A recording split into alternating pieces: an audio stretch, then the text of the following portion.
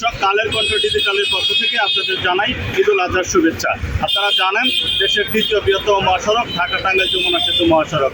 এই মহাসড়কের উত্তরবঙ্গের প্রবেশদ্বার এলেঙ্গা অঞ্চলে এখন আমি দাঁড়িয়ে আছি কাজলার্য। আপনাদের দেখাবো মহাসড়কের সর্বশেষ অবস্থা।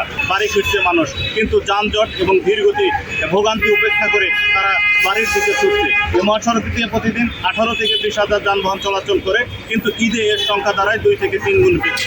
যমুনা সেতু কর্তৃপক্ষ আমাদেরকে জানিয়েছে গত 24 ঘন্টায় 64,000 যানবাহন পারাপার হয়েছে। এর থেকে টোল আদায় হয়েছে 4 কোটি 10 লক্ষ টাকা।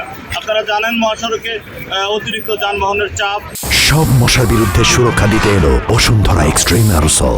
মশার বিরুদ্ধে এক্সট্রিম সুরক্ষা। ফিটনেসবিহীন গাড়ি বিকল এবং যমুনা সেতুতে টোল আদায়ে বিঘ্ন হয় গতকাল থেকে আজকে পর্যন্ত ছিল মহাসড়কের তীব্র যানজট। এবং এখন শুক্রবার বিকেলে মহাসড়কে অত্যন্ত ধীর গতিতে যানবাহন চলাচল করছে। গাড়ির ছাদে, বাস এবং পিক আপের ছাদে করেও মানুষ বাড়ি ফিরে যাচ্ছেন এবং যাত্রীদের রয়েছে বেশি ভাড়া আদায়ের অভিযোগ। আপনারা দেখতে পাচ্ছেন এই ছাদে ঠেলে এবং খুব ভোগান্তি উপেক্ষা করে তারা বাড়ি ফিরছেন।